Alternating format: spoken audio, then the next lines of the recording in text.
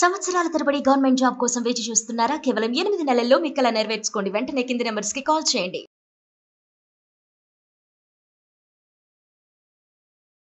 మాధురి నాతో పాటు బయటకు వచ్చేస్తే ఇంట్లోంచి నేను ఆమెను పెళ్లి చేసుకుని నేను ఎంత బాగా చూసుకుంటా అనేది చెప్పొచ్చు. బయటకు వచ్చేసే అమ్మాయి అయితే ఎప్పుడో వచ్చేసి ఉండేది. అమ్మాయి ఇప్పుడు డాక్టర్ కళ్యాణ్ చక్రవర్తి జయ చెప్పాలా నువ్వు బయటకు వచ్చే అమ్మాయి మాట్లాడావా ఇంట్లో? ఏం మాట్లాడాలి కిరణ్, తెలుసు కదా నీకు డాడీ ఏం చెప్తారో. ఎన్నిసార్లు ట్రై చేసినా అదే చెప్తూ ఉంటారు. ఇంకా కిరణ్ కాల్ చేశారు నాన్న.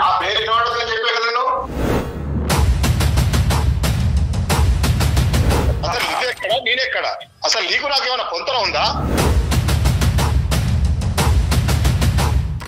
అర్థమవుతుందా? ఏం ప్రేమ పెళ్లిళ్ళు ఇవేనవి?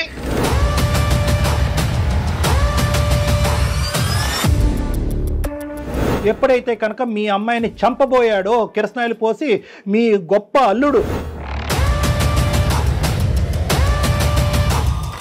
చంపేసి ఉన్నట్లయితే ఈ పరువు మర్యాద మీ పెద్దరికం ఏమయ్యేది? మీరే నుంచొని చేస్తే సొసైటీ ఏమంటదండి? మీ చుట్టాలు ఏమంటారు? మీరే నుంచొని చేస్తే మమ్మల్ని ఏమన్నారమ్మా, కాకపోతే ఊరు బయట వదిలేస్తారు. బహుశా కరోనా అనేటటువంటి ఒక పాండమిక్ ఒక చాలా చిన్న ఇన్ఫెక్షన్ ఏమో, ఈరోజు కులం అనేటటువంటిదే ఒక పెద్ద ఇన్ఫెక్షన్ ఏమో. ఇది ఒక వ్యాధి అండి.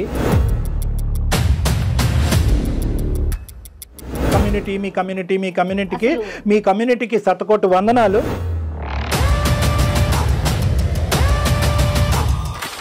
ప్రేమించేవాడిని ఒకరిని ప్రేమిస్తుంది, తండ్రి పెళ్లి చేస్తే ఇంకోటి పెళ్లి చేసుకుంటుందా? అదే నా ప్రేమ అంటే? ఎందుకమ్మా జీవితాలతో ఆడుతారు మీరు ఇలాగా? మీ ఇద్దరమే కులాలా? మీ ఇద్దరమే గోత్రాలా? మీ అందరూ ఇలా చచ్చిపోవాలా? అందమైన జీవితం కార్యక్రమానికి స్వాగతం.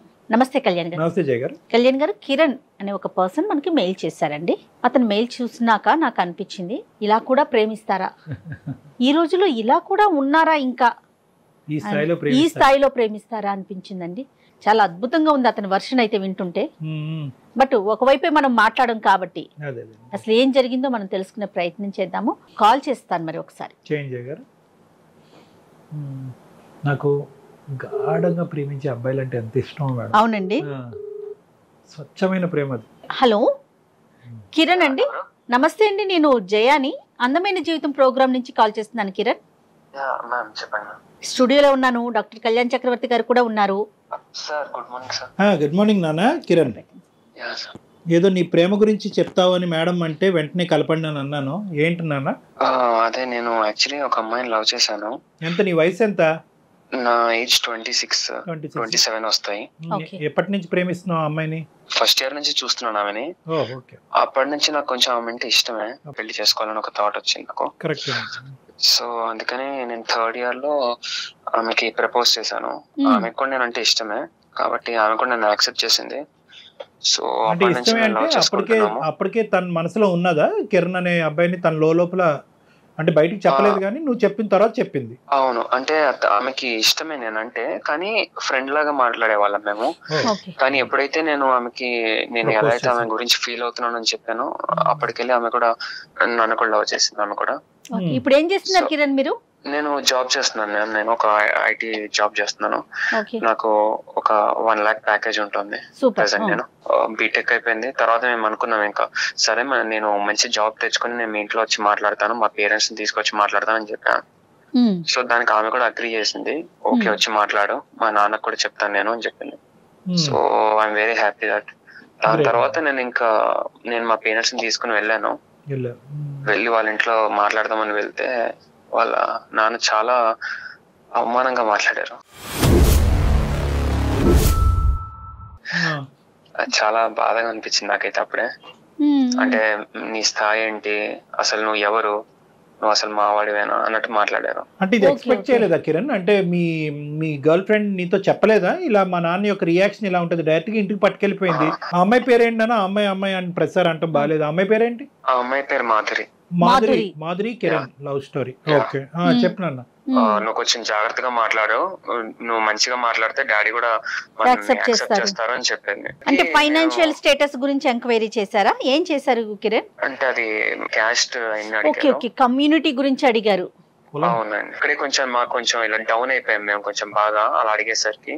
మీ స్థాయి ఏంటి, మీకు అంత అర్హత ఎక్కడి నుంచి, నేను మా ఊర్లో వాళ్ళకి ఏం చెప్పాలి, మీ స్టేటస్ లేదు ఏం లేదు, నువ్వు నా కూతురు లవ్ చేస్తావా, ఇలాంటి మాటలు అనేసరికి ఇంకా నాకు చాలా బాధ అనిపించింది. సో ఫైనాన్షియల్ స్టేటస్, నాన్నగారు ఆటో నడుపుతున్నారు అనేది ఒకటి, ప్లస్ కులం కూడా కొంచెం చాలా లో క్యాస్ట్ అలా, అందుకని.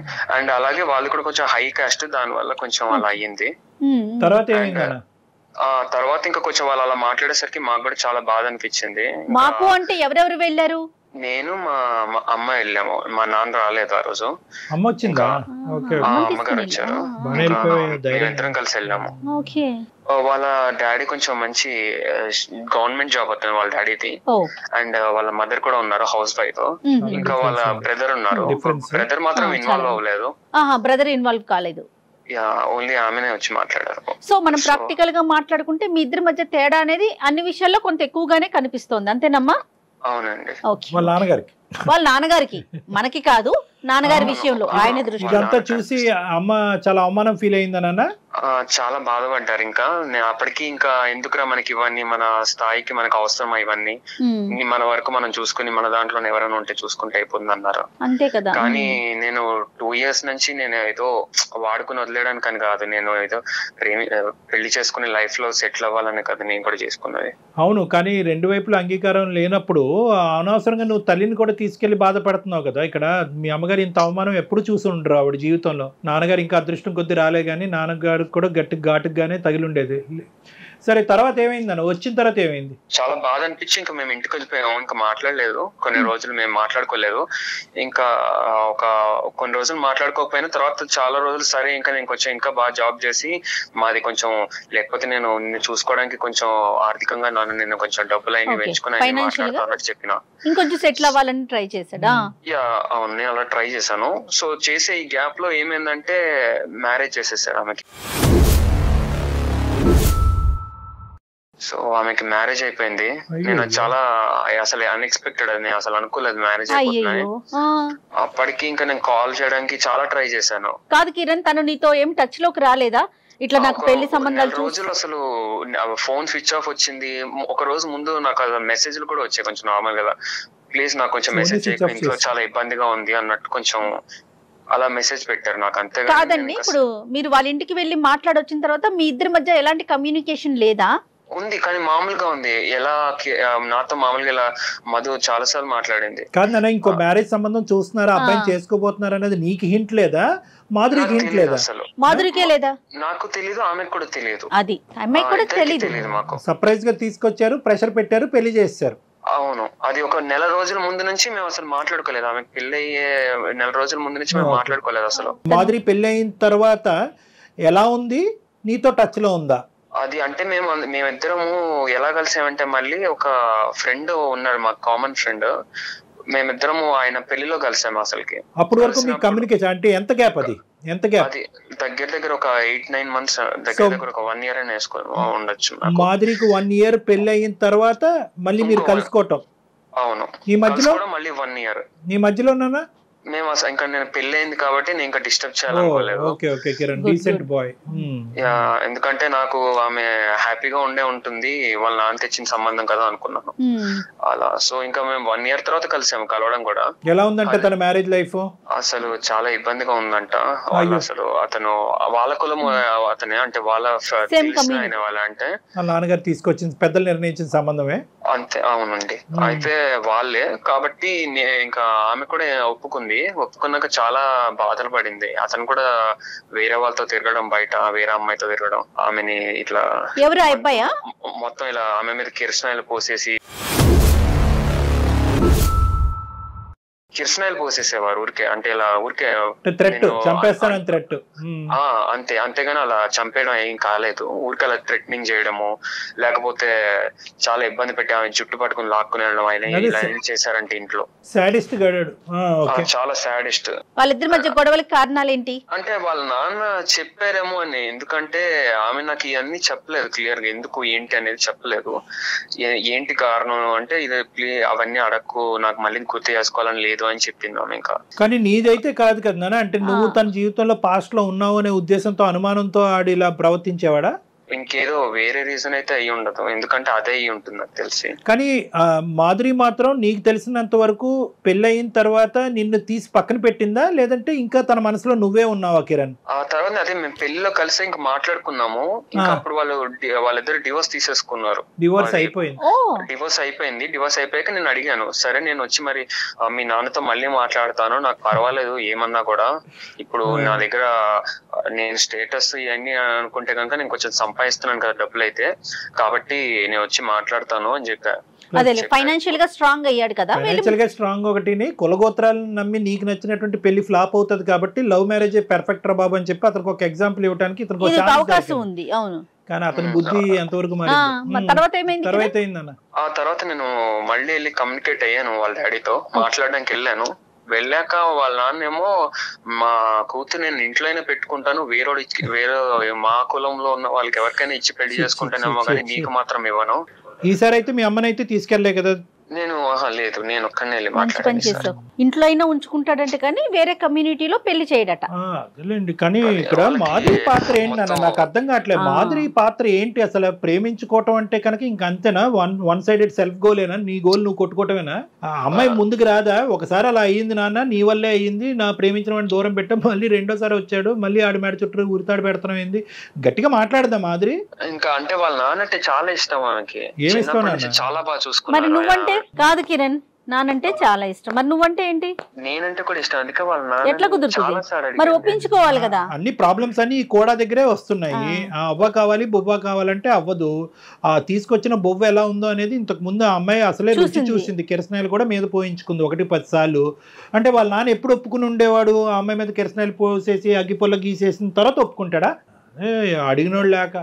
సరే, ఇప్పుడు మా దగ్గరికి ఎందుకు వచ్చావు? అంటే తనకి నేనంటే చాలా ఇష్టం, కానీ వాళ్ళ నాన్న చెప్పినట్టే విందాం అన్నట్టు ఆమె అనుకుంటోంది. అంటే వినటం అంటే ఏంటి? వాళ్ళ కమ్యూనిటీలోనే మళ్ళీ పెళ్లి చేసుకోవాలనా? అంటే వాళ్ళ నాన్న కన్విన్స్ చేసి ఇంట్లో ఒప్పించే పెళ్లి చేసుకుందాం మనం, పారిపోయే కాదు అన్నట్టు. సో ఇన్ని జరిగిన అంటే ఇక్కడ మనకు కనిపించేది ఏంటంటే కిరణ్, ఇన్ని సంఘటనలు ఇంత పరిస్థితి వచ్చినా కూడా ఇప్పుడు కూడా మాధురి తండ్రిని నిందించట్లేదు, తండ్రి వైపు వేలెత్తి చూపెట్టట్లేదు. ఇంకా తండ్రి చెప్పే మాట శిరసా వహిస్తాను, తండ్రి గీసిన గీత కమ్యూనిటీలో గానీ బయట నుంచి గానీ ఏదైనా తండ్రి తీసుకొచ్చిన సంబంధమే, అంతేనా? అంటే తను అంటే ఇష్టమే, తను నాతో రావడానికి ఇబ్బంది పడుతుంది. ఇంట్లో ఒప్పించే పెళ్లి చేసుకుందాం, చేసుకుంటే కూడా నన్నే చేసుకుంటాను అంటుంది. పెళ్లికి ముందు గానీ పెళ్లి తర్వాత గానీ మాధురి పాట మాధురిదే, అంతే. తండ్రి పాత్ర తండ్రిదే. ఎటొచ్చి ఏంటంటే ఈ అబ్బాయే పోరాడుతున్నాడు, అంతే. ఇబ్బంది పడుతున్నది కిరణ్ ఒక్కడే మేడం. ఇంకోటి ఏంటంటే మాధురిని కూడా ఇక్కడ ఏం అనలేకపోతున్నాం ఇక్కడ, ఎందుకంటే మాధురి చాలా అసర్టివ్ అండ్ స్ట్రాంగ్ ఫాదర్ అక్కడ. ఇక్కడ పాపం ఈ అబ్బాయి పరిస్థితి చాలా బాధాకరంగా ఉంది. ఏం చేయాలి నాన్న? ఇప్పుడు ఎవరితో మాట్లాడదాం? ఇప్పుడు నేను ఒకసారి మాధురితో కాన్ఫరెన్స్ పెట్టిస్తాను, ఒక్కసారి మీరు మాట్లాడి ఒకసారి ఆమెను కన్విన్స్ చేస్తే కనుక. నువ్వేం ఎక్స్పెక్ట్ చేస్తున్నావు మాధురి దగ్గర నుంచి? మాధురి నాతో పాటు బయటకు వచ్చేస్తే ఇంట్లోంచి నేను ఆమెను పెళ్లి చేసుకుని నేను ఎంత బాగా చూసుకుంటా అనేది చెప్పొచ్చు. ఇప్పుడు కొత్తగా ఈ ఐడియాలు మేము మాధురి బొర్రలో పెట్టలేములే కానీ అది కాదు. ఇప్పుడు బయటకు వచ్చేసే అమ్మాయి అయితే ఎప్పుడో వచ్చేసి ఉండేది అమ్మాయి. ఇప్పుడు డాక్టర్ కళ్యాణ్ చక్రవర్తి జయ చెప్పాలా నువ్వు బయటకు వచ్చే అమ్మాయిని? అలా కాదు. బేసికలీ ఏంటంటే ఆ అమ్మాయి కొద్దిగా ఎక్కడ తండ్రిని కన్విన్స్ చేసేటటువంటి మార్గాలు ఎలా ఉంటాయి, ఏ విధంగా కన్విన్స్ చేయాలి. ఒకప్పుడు తండ్రి ఒప్పుకోకపోతే కనుక ఎటువంటి పెద్దవాళ్ళని ఇన్వాల్వ్ చేయాలి. తండ్రి కూడా రెస్పెక్ట్ ఇచ్చి తండ్రి కూడా మాట్లాడే కొంతమంది ఉంటారు కదా, ఆ వ్యక్తులను ఎలా ఇన్వాల్వ్ చేయాలి అనేది కూడా మనం మాట్లాడాలి. సో కాబట్టి ఏంటంటే నాన్న, ఫస్ట్ టైము కిరణ్ ఇంతకాలం ఓపిక పట్టాడు, చాలా గొప్ప. ఏంటి 3 సంవత్సరాల పాటు చూస్తూనే వ్యక్తపరచకుండా 3 సంవత్సరాల తర్వాత వ్యక్తపరిచి ఆ అమ్మాయి ఒప్పుకున్న తర్వాత ఆ అమ్మాయి ఒప్పుకున్న 2 సంవత్సరాల తర్వాత తండ్రి వరకు తీసుకెళ్ళి తండ్రి కాదు అంటే కనుక తలదించుకుని వెనక్కి వచ్చేసి ఆ అమ్మాయి మ్యారేజ్ని డిస్టర్బ్ చేయకుండా రేపొద్దున మ్యారేజ్ డిస్టర్బ్ అయిన తర్వాత కూడా పాత కిరణ్ లాగే తండ్రిని ఒప్పించాలి అని అనుకునే ఒక మంచి కిరణ్ని ఈరోజు అందమైన జీవితం ద్వారా చెడ్డ కిరణ్ అని చెప్పించాలని మేము అనుకోవట్లే. కాబట్టి పారిపోయి వచ్చేసి లేచిపోయి వచ్చేసి అనేది ఈ వేదిక ద్వారా వద్దు, అది కాదు. ఎందుకంటే కనుక ఈరోజు ఆ తండ్రి చాలా గట్టి తండ్రి, చాలా మంచి తండ్రి అయినా కూడా చాలా పట్టు వదలనటువంటి విక్రమార్కుడు లాంటి తండ్రి అతను. రేపొద్దున ఈ పని చేస్తే కనుక ఆ అమ్మాయికి ఇప్పుడు చూపెట్టేది కాదు, అతను తర్వాత చూపెడతాడు ఒక విచిత్రమైన ప్రపంచం, అంతకు కూడా ఒడిగొడతాడు. అలా చేయటం ద్వారా మీ ఇద్దరి మధ్యన ఏదైతే కష్టపడి కింద మీద పడి పెళ్లి చేసుకున్న దాని యొక్క విలువ పోతుంది, ఆ సంతోషం పోగొట్టుకున్న వాళ్ళు అవుతారు. కాబట్టి చెప్పే విధానంగా పెద్దరికంగా మేము ఎలా చెప్పాలో అలా చెప్పడానికి ఒక ప్రయత్నం చేస్తాం. ఫస్ట్ మాధురికి ఫోన్ అయినా ఒకసారి చెప్పు మా ఇట్లా కళ్యాణ్ గారు ఉన్నారు, ఇది అందమైన జీవితం ప్రోగ్రామ్ అని మీరు మాకు చెప్పినాక నెక్స్ట్ మాట్లాడదాం. ఓకే. ఇంకా ఎందుకంటే ఈ అబ్బాయికి కూడా ఇంట్లోంచి ప్రెషర్ ఉంటది కదా, ఇంకెంతకాలం రానమ్మాయి కోసం వెయిట్ చేస్తావు అంటారు కదా. ఇంకా గొప్ప మనసు, పెళ్ళైనా నేను చేసుకుంటానని అడుగుతున్నాడు. పెళ్ళైనా పర్వాలేదు, ఆ అమ్మాయిని నువ్వే చేసుకొని పాప తల్లిదండ్రులకు వందనాలు. నమస్కారం. హలో కిరణ్. నాన్న మాట్లాడావా ఇంట్లో? ఏం మాట్లాడాలి కిరణ్, తెలుసు కదా నీకు డాడీ ఏం చెప్తారో. ఎన్నిసార్లు ట్రై చేసినా అదే చెప్తూ ఉంటారు. ఇంకా ఇంకొకసారి ట్రై చేసి కదా. నేను మళ్ళీ మాట్లాడినా, ఎంత చెప్పినా అదే చెప్తున్నారు. నేను ఆల్రెడీ చెప్పినా, మీరు చెప్పిన సంబంధం నేను చేసుకున్నా, ఏం జరిగిందో చూసారు కదా, అట్లీస్ట్ ఇప్పుడైనా ఒప్పుకోండి అని చాలా ట్రై చేశా, కానీ అసలు వినడం లేదు నా మాట. ఏదైనా పర్లేదు, కొంచెం టైం తీసుకొనైనా నీకు మంచి సంబంధం తెస్తా నేను అని అదే చెప్తున్నారు. అయితే నేను ఇది అందమైన జీవితం అని ఒక ప్రోగ్రామ్ ఉంది కదా, వాళ్ళకి మెయిల్ పెట్టా. యాక్చువల్లీ వాళ్ళు ఒకసారి మాట్లాడతావా? లేదు కొంచెం మాట్లాడు ఒకసారి. మాధురి సార్ చెప్పండి సార్. నమస్తే అమ్మా. ఏంటంటే ఇప్పుడు నా పేరు డాక్టర్ కళ్యాణ్ చక్రవర్తి, నాతో పాటు హోస్ట్ ఇక్కడ జయ గారు కూడా ఉన్నారు. అందమైన జీవితం ఇక్కడ మనం కొద్దిగా కాంప్లెక్స్, ఈజీగా తెగనటువంటివి లేదంటే దీర్ఘకాలికంగా అలా స్ట్రెచ్ అవుతూ అందరినీ మానసికంగా పరీక్ష పెట్టేటటువంటి సమస్యలను మనం టేకప్ చేస్తున్నాం. మీది కూడా అలాంటిదే అనేది నా ఆలోచన, అందు గురించి వెంటనే ఫోన్ కలపడం జరిగింది. ఇప్పుడు ఇక్కడ ఎలా ఉంది అంటే పాపం కిరణ్ మీద పరిస్థితి అసలు అతను దయానీయమైనటువంటి పరిస్థితి వర్ణాతీతం. ఎందుకంటే ఇప్పుడు పాపం వాళ్ళ పేరెంట్స్ ఒప్పుకోవట్లేదంటే అది వేరే విషయం. పాపం వాళ్ళు మీ పెళ్ళికి ఇంతకుముందు నీ జరిగిన విడాకులైనటువంటి పెళ్ళికి ముందు మీ ప్రేమను వాళ్ళు అంగీకరించారు. వాళ్ళు చేసిన పాపం ఏంటి నాకు అర్థం కావట్లేదు. ఇప్పుడు నీది విడాకులు అయిన తర్వాత మళ్ళీ ఈ రోజు ఒంటరిగా ఉన్న నిన్ను మళ్ళీ అప్పుడు కూడా అంగీకరిస్తున్నారు. వాళ్ళ పేరెంట్స్ సైడ్ నుంచి ఎటువంటి అభ్యంతరం లేదు. కిరణ్ మాత్రం ఒక అమర ప్రేమికుడిలాగా అప్పుడు ఇప్పుడు ఎప్పుడు మాధురి తప్ప ఇంకో జీవితమే లేదు అని అంటున్నాడు. ఇక్కడ ఎంతవరకు ఒక మనిషి తన జీవితాన్ని త్యాగం చేస్తాడు? ఎంతవరకు ఒక తల్లి తండ్రి వాళ్ళ కన్న కొడుకు కళ్ళెదురుగుంటే ఇలాగా దహించిపోతుంటే, జీవితం సర్వనాశనం అవుతుంటే కనుక ఎంతకాలం వాళ్ళ తల్లిదండ్రులను నోరు మూసి నూరుకుంటారు? ఇప్పుడు నువ్వేమొచ్చి అమ్మ నాన్న కావాలి, ప్రేమికుడు కావాలి అంటున్నాడు. కానీ ఇక్కడ నువ్వు కావాలి అని అంటూనే ప్రేమికుడిని ఏమొచ్చి రబ్బర్ బ్యాండ్ లాగా సాగదీస్తున్నావు. మీ నాన్న మాత్రం అలా గుప్పెట్లో పెట్టుకుని కాపాడుకుంటున్నాం. మీ నాన్నతో గొడవ పడమని అనట్లేదు, మాట్లాడే విధంగా మీ తండ్రితో మాధురి నువ్వు మాట్లాడేవా అని అడుగుతున్నా. కిరణ్ కాల్ చేశారు నాన్న.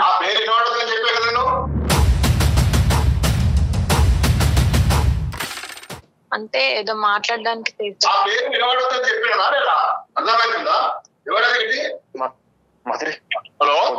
హలో బాబు, నీకు ఇంత ముందు చెప్పా కదా అంకుల్. ఎంత మంచి చెప్పినా నీకు అర్థం కదా? కాదంకుల్, నాతో ప్రాబ్లం ఏంటి అంకుల్? నేను సంపాదిస్తున్నాను కూడా కదా అంకుల్. నెలకి 1,00,000 రూపాయలు వస్తాయి అంకుల్. ఎవరికి 1,00,000 రూపాయలు? అసలు నువ్వెక్కడ నేనెక్కడ? అసలు నీకు నాకు ఏమైనా పొంతన ఉందా? అంకుల్ మీరు ఆల్రెడీ ఒక మ్యారేజ్ చేశారు కదా అంకుల్, అది చూసారు కదా ఎలా అయిందో మొత్తం పెళ్లి. అది పెళ్లి అయింది, డివోర్స్ అయిపోయింది. అతను అంతా టార్చర్ చేశాడు. నేను 2 years నుంచి లవ్ చేస్తున్నాను. పర్వాలేదు, ఇంకోటి అయినా కూడా పర్వాలేదు.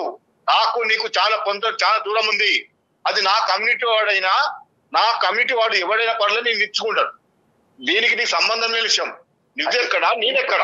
ఇప్పుడు ఏంటి అంకుల్ ఇన్ని ఇయర్స్ ఎప్పుడు అంకుల్, అది ఎన్ని ఏళ్ళు అయింది అంకుల్ అదంతా అయిపోయి? ఇప్పుడు ప్రెసెంట్ ఏంటి అంకుల్, అసలు లవ్ చూస్తారు అంకుల్, ఏంటి మేము ప్రేమించుకుంటున్నాం అది అసలు ఏంది? అసలు నీకు ఏం అర్థమవుతుంది? అసలు నేను ఎవరు అనుకుంటున్నాను ఇంతకి? నీ ఆలోచన ఏంది? నీకు ఎంత అనుభవం ఉంది? అసలు నీ కమ్యూనిటీ ఏంది, నా కమ్యూనిటీ ఏంది? అర్థమవుతుందా? ఏం ప్రేమ పెళ్లిళ్ళు ఇవేనవి?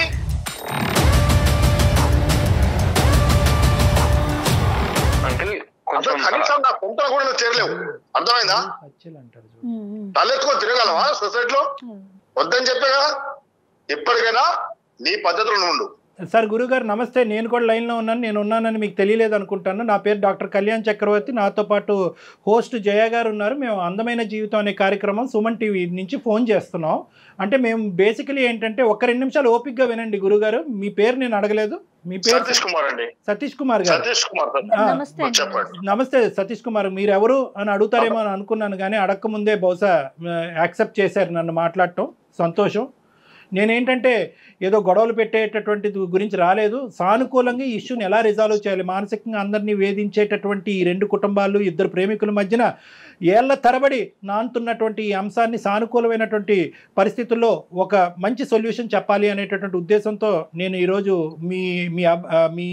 మీకేం అవడనుకోండి, కానీ కిరణ్ని సంప్రదించడం జరిగింది. కిరణ్ ఏమో వచ్చి మాధురికి ఫోన్ కలిపాడు. ఈ లోపల మాధురితో పూర్తిగా మాట్లాడకముందే మీరు వచ్చారు. ఎందుకంటే మీ పాత్ర ఇక్కడ పెద్దది. ఎందుకంటే మాధురి 2 మాటలు చెప్పినా అంతకు మించి మాధురి చెప్పలేదు అనేది 5-6 సంవత్సరాలు బట్టి కాలం నిర్ణయించింది. ఏదైనా పెద్ద పాత్ర, పెద్ద మనసు చేసుకోవాల్సినటువంటి వ్యక్తి ఎవరైనా ఉన్నారు అంటే అది ఈరోజు సతీష్ కుమార్ గారే. కాబట్టి సతీష్ గారు, ఈరోజు కిరణ్ని మీరు యాక్సెప్ట్ చేయకపోవటానికి ప్రధానమైనటువంటి ఒక 3 కారణాలు మాకు చెప్పగలరు? ఓకే సార్, ఇప్పుడు మీకేం సార్, అక్కడ కూర్చున్న చూసినంత మాత్రాన ఇక్కడ నాకు సొసైటీ ఇలా నేను తలెత్తుకొని తిరగడానికి. మీరు ఎక్కడ కూర్చున్నారో మీ కారణాలే చెప్పమంటున్నారు. మా కుర్చీ గురించి మీకు అనవసరం. మీ కారణాలు ఏంటో చెప్పండి. సార్ మీకెందుకు? నా ఫ్యామిలీలో మీరు వచ్చి చెప్పడం ఏంటి? కాదు, అసలు అర్థమైపోయింది. ఒకటి, ఇది మీ ఫ్యామిలీ, మీ యొక్క హక్కుల నుంచి పరిధులు దాటి ఒక సామాజిక పరమైనటువంటి అంశం ఎక్కడో చోట ఒక పెద్దవాళ్ళు ఇన్వాల్వ్ అవ్వాల్సినటువంటి పరిస్థితికి వచ్చింది. ఎప్పుడైతే కనుక మీ అమ్మాయికి కిరణ్ వద్దు అని చెప్పి ఫస్ట్ అటెంప్ట్లో మీరు అన్నారో, ఎప్పుడైతే కిరణ్ విత్డ్రా అయిపోయాడో అప్పుడు మీకు కావాల్సిన పెళ్లి మీరు చేశారో అక్కడి వరకు ఇది మీ కుటుంబం ఇష్యూ. ఎప్పుడైతే మీరు చేసినటువంటి పెళ్లి ఫ్లాప్ అయ్యిందో, ఎప్పుడైతే కనుక మీ అమ్మాయిని చంపబోయాడో, కిరసనాయిలు పోసి మీ గొప్ప అల్లుడు చంపబోయాడో, అదృష్టం కొద్దీ ఆ పెళ్లిలోంచి బయటపడి మీ కన్న కూతురు మీ చేతుల్లో ఉందో, ఇక్కడి నుంచి ఇది సామాజిక పరమైనటువంటి ఒక అంశం, ఒక మనిషి ప్రాణాలకు సంబంధించినటువంటి అంశం, ఒక స్వచ్ఛమైనటువంటి ప్రేమకు సంబంధించినటువంటి అంశం. కాబట్టి సామాజికవేత్తగా ఒక సామాజిక పరమైనటువంటి అంశంలో నా ఇన్వాల్వ్మెంట్ ఉన్నది ఉంది. కాబట్టి ఇది దయచేసి నా ఇష్యూ, నా ఫ్యామిలీ ఇష్యూ అని మీరు అనద్దు. ఎందుకంటే కనుక వినండి సతీష్ కుమార్ గారు, మీకు నేను మర్యాద ఇస్తున్నాను, నాకు మీరు మర్యాద ఇస్తున్నారని అనుకుంటున్నాను. ఒక అంశం నేను చెప్తున్నాను. ఇక్కడ చాలా ముఖ్యమైనటువంటి అంశం. సమాజంలో పరువు హత్యలు అనేటటువంటిది విచ్చలవిడిగా జరుగుతున్నాయి. కొన్ని బయటకు వస్తున్నాయి, కొన్ని రావట్లేదు. ఆ స్థాయి కేటగిరీకి చెందినటువంటి ఈ అంశం కాదు అని అనుకున్నా కూడా ఇది దాని నుంచి ఎంతో దూరంలో లేదు అనేది ఈరోజు మీ టోన్ ద్వారా నాకు అర్థమవుతుంది. కాబట్టి ఈరోజు నేను అడిగినటువంటి ప్రశ్నకి నా ఇష్టం, నా కుటుంబం అనే మాటలు కాకుండాని ఒక 3 ప్రధానమైనటువంటి అంశాలు కిరణ్లో లేనటువంటివి, మిగతా మీరు చూసేటటువంటి సంబంధాల్లో ఉన్నటువంటివి ఏంటన్నది నాకు చెప్పండి. కిరణ్ ఎందుకు మీరు తిరస్కరిస్తున్నారు, ఎందుకు యాక్సెప్ట్ చేయలేకపోతున్నారు? నేను చెప్పేది కొంచెం అర్థం చేసుకోండి సార్. మా వయస్సుకు మేము చేసే పనులకి మా కమ్యూనిటీ పోతేనే మాకు రేపు ముందడుగు వేయడానికి వస్తుంది. మాది పెద్ద బలగము. మా ఫ్యామిలీలో ఎక్కడ పోయినా ఎటు పోయినా కానీ చిన్నదైనా పెద్దదైనా చాలా పెద్ద బలగం. తలెత్తుకొని తిరగాలనుకున్నా కొంతలో లేని సంబంధాలు పట్టలేము సార్. కరెక్ట్ కాదు. ఎందుకంటే నేను ఇంటికి పెద్ద కుటుంబంలో పెద్ద మనిషిని, నాకంటూ ఒక 10 మందిలో పలుకుబడి ఉంది. దీన్ని ఎదిరించి నా కులాన్ని ప్రోత్సహించకుండా నేను పిల్లల్ని చేస్తే నాకు రేపు పరువు ఏమైతుంది? అసలు కనీసం తిరగలనా? ఒకటే ఒక్క మాట అండి, ఈ రోజు నా పిల్ల ప్రాణాలతో ఉంది కాబట్టి నా పరువు, నా చుట్టాలు, నా బలగం, నేను పెద్ద మనిషిని అంటున్నారు. ఆ అమ్మాయిని అతను మీరు సో కాల్డ్ ఒక పర్సన్కి ఇచ్చి పెళ్లి చేశారు. ఆ అబ్బాయి చంపేసి ఉన్నట్లయితే ఈ పరువు, మర్యాద, మీ పెద్దరికం ఏమయ్యేది? కరెక్ట్ అమ్మా. ఇప్పటికైనా కూడా అదే నా సొసైటీ వాడైతే నాకు పర్వాలేదు. అయితే ఇంకొకటి చేస్తాం. ఇంకా కొంచెం కాదండి, ఎన్ని హింసలు పెడుతున్నా ఎన్ని బాధలు పెడుతున్నా మీ కమ్యూనిటీలో పర్సన్ అయితే పర్వాలా, బయట మనిషి అయితే యాక్సెప్ట్ చేయరు, అంతేనా మీరు చెప్పేది?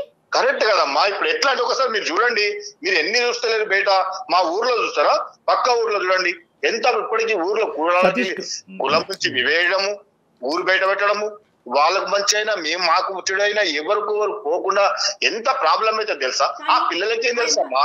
కాదండి, మీ అమ్మాయి మీ మీద ఇంకా చాలా గౌరవంతో ఒకసారి ఇబ్బంది పడి చావు బతుకుల మధ్య మీ ఇంటికి వచ్చినా కూడా ఇంకా మా నాన్న ఇష్టం, మా నాన్న మాట్లాడితేనే, మా ఇంట్లో వాళ్ళు ఒప్పుకుంటేనే నిన్ను పెళ్లి చేసుకుంటానని చెప్పి మీకు అంత గౌరవం ఇస్తోంది, మీరు ఒక్క మెట్టు తగ్గలేరండి పిల్ల సంతోషం కోసం? మీరే నుంచొని చేస్తే సొసైటీ ఏమంటదండి, మీ చుట్టాలు ఏమంటారు? మీరే నుంచొని చేస్తే ఏమన్నారండి, మమ్మల్ని ఏమన్నారమ్మా, కాకపోతే ఊరు బయట వదిలేస్తారు. ఇంకా ఏ రోజుల్లో ఉన్నామండి, ఇంకా ఏ రోజుల్లో ఉన్నాం మనం. సతీష్ కుమార్ గారు, ఇప్పుడు మీ ఆ అబ్బాయి పాపం పిచ్చోళ్ళ లెక్క ఈ సంవత్సరం పాటు సరే ఎప్పటికైనా మా మామ వచ్చి కాబోయే మామని అతను ఊహించేసుకుంటున్నాడు, ఎప్పటికైనా అతని అమ్మాయి అవుతాడని చెప్పి సంవత్సరం పాటు, బహుశా సంవత్సరంలో విడాకులు అయింది కాబట్టి సంవత్సరం వెయిట్ చేశాడు. ఆ అబ్బాయి ప్రేమ, ఆ అబ్బాయి మనసు చూస్తే కనుక 10 సంవత్సరాలన్నా వెయిట్ చేసే వ్యక్తిలాగా నాకు అనిపిస్తున్నాడు. అంత స్వచ్ఛమైనటువంటి కుర్రోడు ఎక్కడ దొరుకుతాడండి? ఏ కులంలో దొరుకుతాడు? ఏంటి కులం ఏంటి, గోత్రం ఏంటి? ఇందాక నుంచి మిమ్మల్ని అబ్బాయి పిచ్చోళ్ళలాగా ఏమంటున్నాడంటే ఈ 1 year పాటు నా స్థితిగతులను ఇంప్రూవ్ చేసుకుని ఇంకొద్దుకు సంపాదిస్తే కనుక అప్పటికైనా నా మాధురి వాళ్ళ తండ్రి సతీష్ కుమార్ గారు ఒప్పుకుంటారేమో అని చెప్పి ఇంకా అపోలో ఉన్నాడు. ఇతను ఏంటంటే మీకు అర్థం కానటువంటి అంశం ఏంటంటే, బహుశా కరోనా అనేటటువంటి ఒక పాండమిక్ ఒక చాలా చిన్న ఇన్ఫెక్షన్ ఏమో, ఈరోజు కులం అనేటటువంటిదే ఒక పెద్ద ఇన్ఫెక్షన్ ఏమో. ఇది ఒక వ్యాధి అండి.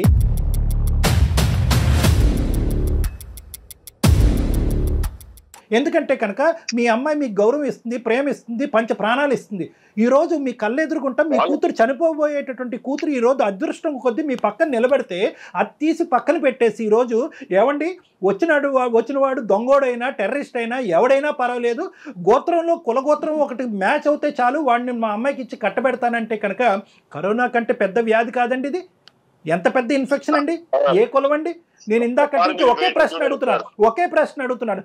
కిరణ్లో లేనటువంటి 3 అంశాలు, మీకు నచ్చినటువంటి 3 అంశాలు అంటే కనుక మీరు చెప్పినటువంటి పాట, పెద్ద కులం చిన్న కులం, పెద్ద కులం చిన్న కులం, మా కులం మా పేరు, పెద్ద చిన్న పెద్ద చిన్న, ఏంటండి ఇది చెప్పి మీకేమన్నా నాకు సొసైటీలో తిరగాలంటే మా ప్రాపర్టీకి నా పేరులో ఉన్న ఆస్తులు కానీ మా పాప పేరు మీద ఆస్తులు కానీ ఒక రకంగా ఏ దాన్ని చూసుకున్నా కిరణ్ కు మాకు పొంతన లేదు. కులం కలిసింది ఇంతకుముందు నన్ను ఇంకా ఇంప్రూవ్ చేసుకుని నాకు కొంచెం మంచి తమ్ముడు నువ్వు ఎంత కష్టపడినా, నువ్వు ఎంత ఇంప్రూవ్ చేసుకున్నా నీ కులాన్ని మార్చుకోలేగా. సంపాదించిన ఆ పెద్ద మనిషికి కనిపించేటటువంటి ఒకే ఏంటంటే కులం. నువ్వేమనుకుంటున్నావు అంటే కనుక మిగతా అంశాల్లో నేను పెరుగుతూ పెద్ద అయ్యితే కనుక ఇతను ఒప్పుకుంటాడేమో అనుకుంటున్నావు. కాదు, ఆ పెద్ద మనిషికి కనిపించేటటువంటి ఒకటే అంశం ఏంటంటే అది మనిషి ప్రాణాల కంటే ఎక్కువగా చూసేటటువంటి ఒక అంశం ఏంటంటే కులం.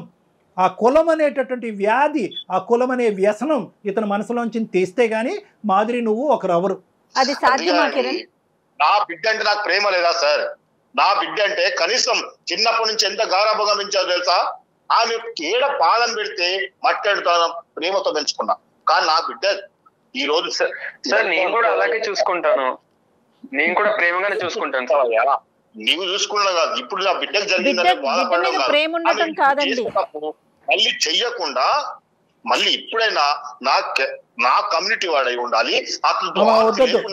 చాలా ఎక్కువ మాట్లాడారు సతీష్ కుమార్ గారు. మీరు మీ కమ్యూనిటీకి శతకోటి వందనాలు. మీలాగా ఆలోచించేటటువంటి వాళ్ళందరికీ ఇంకో శతకోటి వందనాలు.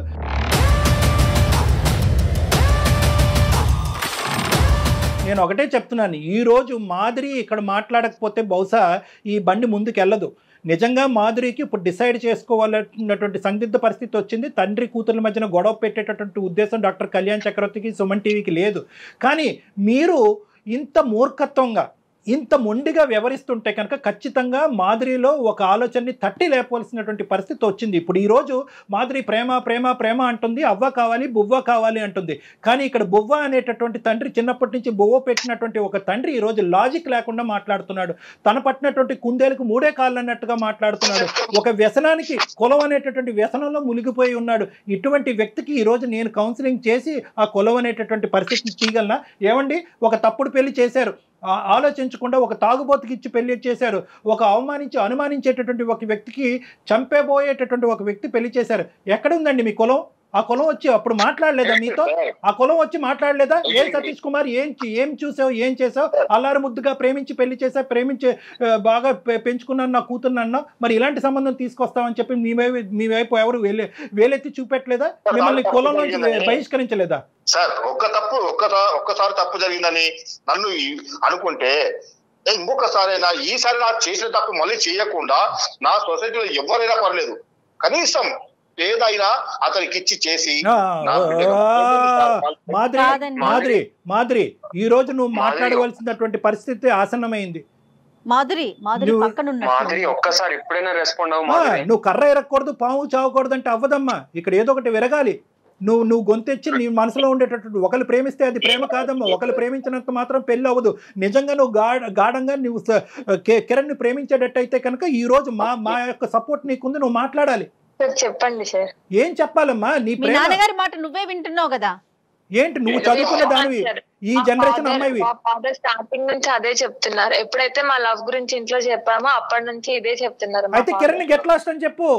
కిరణ్ గెట్ లాస్ట్ అని చెప్పమ్మా. అతను బతుకుతాడు. ఎందుకు కిరణ్ ఇలా ఎండగడుతున్నావు? తాళ్ళ మీద వేసి బట్టలు ఉతికినట్టు ఉతికారు, అవమానించవలసిందంతా అవమానించారు. వాళ్ళు దిక్కులేనటువంటి పరిస్థితి తీసుకొస్తున్నారు. ఆ అబ్బాయి పెళ్లి చేసుకోకుండా తడిగొట్టు కట్టుకుని అలా కూర్చున్నాడు. పొమ్మను ఎందుకు నానబడుతున్నావు? పెట్టాను సార్. ఆయన ట్రై చేసి నేను చాలా సార్లు చెప్పాను, మా ఇంటికి రాకు, నిన్ను చాలా అవమానిస్తున్నారు, అది నాకు నచ్చట్లేదు. అయినా కిరణ్ వినట్లేదు. కిరణ్ వినట్లే కాదు, మాధురి మనసాక్షి ఏం చెప్తుంది? ప్రేమించేవాడిని ఒకరిని ప్రేమిస్తుంది, తండ్రి పెళ్లి చేస్తే ఇంకోటి పెళ్లి చేసుకుంటుందా? అదే నా ప్రేమ అంటే? ఎందుకమ్మా జీవితాలతో ఆడుతారు మీరు ఇలాగా? నిజంగా మీ నాన్న ఇంత కర్కోటమైనటువంటి మనిషి అయితే కనుక అసలు ప్రేమ అనే లూప్లోకి ఎందుకు దించావు ఆ కుర్రోడ్ని? నీకు తెలీదా మీ నాన్న యొక్క వ్యక్తిత్వం? కులగోత్రాలు మ్యాచ్ అవ్వకపోతే అటువంటి పెళ్లికి వెళ్ళడు, అటువంటి పెళ్లిని ఆశీర్వదించడం అనేటటువంటి మీ తండ్రి గురించి కూతురుగా నీకు తెలీదా? మీ ఇద్దరమే కులాలా? మీ ఇద్దరమే గోత్రాలా? మీ అందరూ ఇలా చచ్చిపోవాలా? ఏం మాట్లాడుతున్నాను? లాస్ట్ ఛాన్స్ ఉంది బాబు. కిరణ్ తో చెప్పాను సార్, ఇలా మా డాడీకి క్యాస్ట్ ఫీలింగ్ చాలా ఉందని.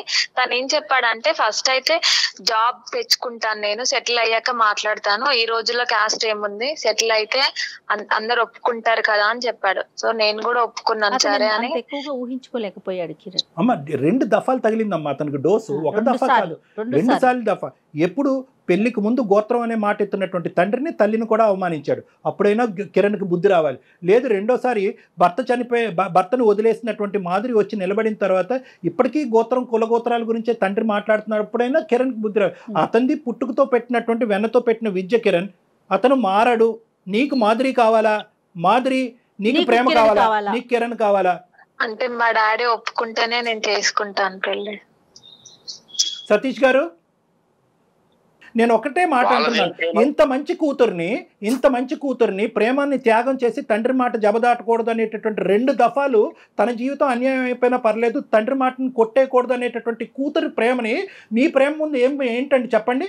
మీ ప్రేమ పనిచేస్తుందా? ఇటువంటి మంచి కూతుర్ని, అటువంటి మంచి అల్లుడిని తీసుకురాగలరా మీరు? నేను ఛాలెంజ్ చేస్తున్నాను. ఒక్కసారి నా మాట వినండి సార్. నేను విన్ను. మీ గోత్రం అనే గోత్రం అనే మాటలు తప్ప ఏదైనా వింటా. మీరు అది తప్ప ఇంకేం మాట్లాడట్లే.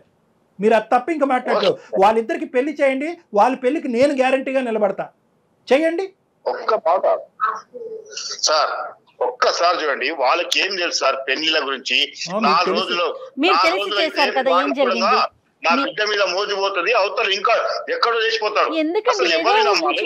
వీళ్ళ గురించి నేను పబ్లిక్ లో తిరగకుండా, నేను దూరంగా ఉండడము, నా అన్నదమ్ముళ్ళు బలగము ఎవరు నా ఇంటికి రాకపోవడం. 100 మందిని తీసుకురండి సార్. ఏమండి సతీష్ కుమార్ గారు, 100 మందిని తేండి. సోకాల్డ్ బలగం అంటున్నారు కదా, బలగాన్ని తీసుకురండి. ఆ బలగం అందరితో నేను మాట్లాడతా. ఏ బలగం అండి? ఏ బలగం వస్తుంది చెప్పండి?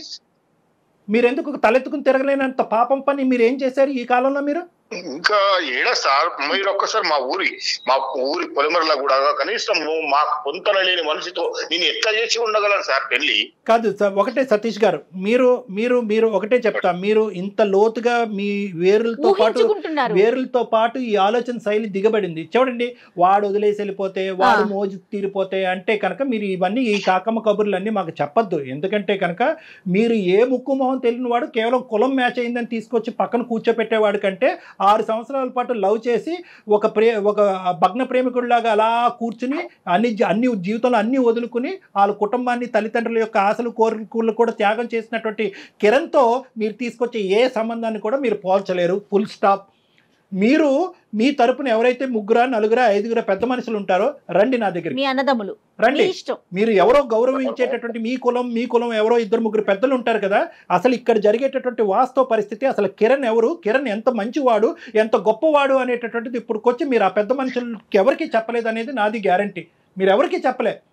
వాళ్ళు గోత్రం కులం అంటున్నారు, మీరు అది నమ్ముతున్నారు. కాబట్టి ఎవరైతే ఒక 4, 5 పెద్ద మనుషులు తీసుకుని నా దగ్గర రండి. మీరు రండి నా దగ్గర, మనం కూర్చుందాం. కిరణ్ కూడా పిలిపిద్దాం, మాధురిని కూడా కూర్చోపెడదాం, మనందరం కూర్చుని మాట్లాడుకుందాం. అంతేగాని దయచేసి ఈ ప్రేమని ఇలా తొక్కేయద్దు. ఇది నా విన్నపం. 2 చేతులు ఎత్తి దండం పెడుతున్నా. సతీష్ గారు, డాక్టర్ గారు ఏం చెప్తున్నారు ఒకసారి ఆలకించండి దయచేసి. చెప్పట్లేదు, వేదన. నలుగురు అన్నదమ్ములు కలిసి వచ్చినప్పుడు వాళ్ళు ఒప్పించండి. మీరు అన్నట్టు కదా గ్రాండ్ గా పెళ్లి చేసేద్దాం. ఓకే, వాళ్ళని ఒప్పించాలా అంటారు నన్ను? ఆ నలుగురిని ఒప్పించాలా? వాళ్ళని ఒప్పిస్తే మీరు ఒప్పుకుంటారా? ఖచ్చితంగా సార్. ఓకే, ఆ నలుగురిలో ఎవరు ఒప్పుకున్నా నేను మీ ముందే గ్రాండ్ గా పెళ్లి నేను ప్రపోజ్ చేసిందే కాబట్టి నేను యాక్సెప్ట్ చేస్తాను. అదే నాకు అభ్యంతరం లేదు. కానీ ఇక్కడ ముఖ్యంగా కిరణ్ నీకు చెప్తున్నాను. కిరణ్ ఇక్కడ, హలో కిరణ్ సార్ చెప్పండి సార్. దేనికన్నా ఒక హద్దు ఉంటుంది, అర్థమైందా? అలాగే ప్రేమకి త్యాగానికి కూడా ఒక హద్దు ఉంటుంది. దయచేసి అర్థం చేసుకో. ఏ మాదిరి నువ్వేమంటే మీ నాన్నగారు ఒక కండిషన్ పెట్టారు, దానికి డాక్టర్ గారు ఓకే అన్నారు. ఎందుకంటే మీ ఇద్దరిని కలపాలన్న సదుద్దేశంతో. నీ పాత్ర ఇక్కడ చాలా గట్టిగా ఉందమ్మా. ఓకే మేడం, నాకు కూడా ఇష్టమే. అంటే ఇన్ని రోజులు డాడీ అసలు కిరణ్ పేరు ఎత్తితేనే చాలా చిరాకు పడేవాళ్ళు. ఇప్పుడు సార్ చెప్పాక అట్లీస్ట్ ఈ మెట్టైనా దిగారు కదా, నాకు కొంచెం హోప్స్ ఉన్నాయండి. ఇప్పుడు మీరు వాళ్ళని కూడా ఒప్పిస్తారు, మా పెళ్లి జరిపిస్తారని కొంచెం నమ్ముతున్నాను. Thank you so much madam. చూద్దాం, మా వంతు ప్రయత్నం మేము చేస్తాం. మీరు రెండు వైపులు ప్రతి కేసులో నేను చెప్తాను కదా, 2 ద్వారాలు తీసి ఉంచండి. అంటే ఏంటంటే కనుక వాళ్ళు ఒప్పుకుంటే ఏంటి, ఒప్పుకోకపోతేనేంటి, రెండో ఆప్షన్ కూడా మీరు ఓపెన్ గా పెట్టుకోండి. ఓకేనా? మిగతావన్నీ మనం కలిసి మాట్లాడుకుందాం. ఓకేనా? ఓకే కిరణ్. సతీష్ గారు ఉంటామండి. నమస్తే. మాకు మీతో మాట్లాడినందుకు అవకాశం కల్పించినందుకు, మా యొక్క విజ్ఞప్తిని మన్నించి సానుకూలంగా స్పందించినందుకు ధన్యవాదాలు. నమస్తే అండి. Thank you. మీరు మెట్టి దిగినట్టే ఉన్నారు. కిరణ్ కూడా స్ట్రాంగ్ గా చెప్పండి. ఒకసారి పెళ్లి అయిపోయిన తర్వాత పాత విషయాలు తవ్వకూడదు, చాలా జాగ్రత్తగా ఉండాల్సిన పరిస్థితి. ఎందుకంటే సుమన్ టీవీ తరపున అండ్ మీరు మనమంతా ఇన్వాల్వ్ అయ్యి అతని పెళ్లిని ఒప్పించబోతున్నాం అని అనుకుంటున్నా నేను. అంటే జయ గారు, ఇప్పుడు ఓకే, ఇది కిరణ్ ఇష్యూలో మనకి ఇంత అదృష్టం ఉంది కాబట్టి, ఎందుకంటే ఆయన మాట్లాడారు కాబట్టి, అతను మాట్లాడారు కాబట్టి, మీరెవరు చెప్పేదని ఫోన్ పెట్టేస్తే మనం ఏం చెప్పలేం. ఎందుకంటే ఇంతకుముందు మనం మాట్లాడుకున్నట్టుగా ఈ కుల అనే బేసిస్ మీద జరిగేటటువంటి పరువు హత్యల వరకు దారి తీయకపోయినా కూడా చాలా అవమానకరమైనటువంటి హింసాత్మకమైనటువంటి సంఘటనలు జరగటం వల్ల సూసైడ్ వరకు దాడులు తీసేటటువంటి సందర్భాలు ఎన్నో చూస్తున్నాం. అట్లీస్ట్ మనం ఈ చేసేటటువంటి ఒక ఎపిసోడు ఆ విధంగా ఇందాక నుంచి 1-10 సార్లు అన్నాను, కరోనా కంటే పెద్ద వ్యాధి అని నేను ఎందుకు అన్నానంటే కనుక అటువంటి స్ట్రైకింగ్ వర్డ్స్ మనం కొన్ని మాట్లాడితే అట్లీస్ట్ ఆ మాట వినైనా కూడా ఈ కులం అనేటటువంటి ఒక సబ్జెక్టు, ప్రేమ అనేటటువంటి గొప్ప హ్యూమన్ బేసిస్ మీద నడిచేటటువంటి ఒక మానవత్వంతో కూడినటువంటి ఒక పవిత్రమైనటువంటి దాన్ని అడ్డుకట్టు వేయలేదు అనేది వాళ్ళకి తగులుతుంది, ఆ విధంగా అనిపిస్తుంది అనే ఉద్దేశంతో నేను ఆ మాట అన్నాను. తప్పకుండా అండి, మీరు చెప్పింది 100% ట్రూ కళ్యాణ్ గారు. చూద్దామండి వాళ్ళు ఎంతమంది వస్తారో, ఏం మాట్లాడాల్సిన పరిస్థితి మీకు వస్తుందో, ఎట్లయినా మీరు వాళ్ళని ఒప్పిస్తారని నేనైతే అనుకుంటా ఉన్నాను. చూద్దాం కళ్యాణ్ గారు.